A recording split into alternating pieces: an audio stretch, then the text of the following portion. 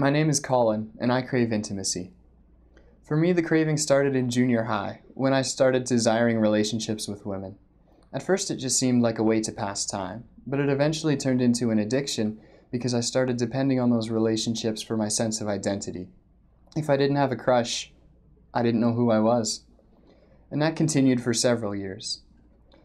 I had been going to church for a while, and I'm familiar with the concept of God and Jesus dying on the cross for me. When I was in grade 11, my youth pastor at the church that I was going to invited me to join the leadership team. I accepted the invitation.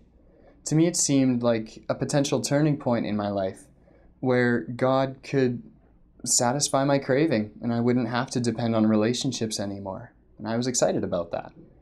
And 2 days later, he showed me who I would be if I didn't have that attachment anymore. And I was very happy with that. I felt like that was the best person I had ever been. But shortly afterwards, I was back into my usual habits of chasing after relationships. And I started to feel very sad. I felt lonely whenever I didn't have an interest or a crush, but I felt fake whenever I did have a relationship. Like it was too forced. It wasn't natural.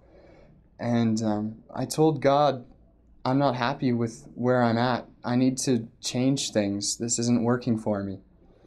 And I started crying. I cried for several hours that day. Later on, God told me that He loves me and that He cares about me and wants what's best for me.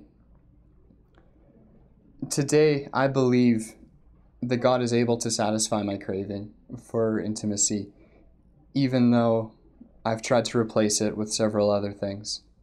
I'm still not at the point where I would like to be today, where I'm free of that dependence on relationships for my identity.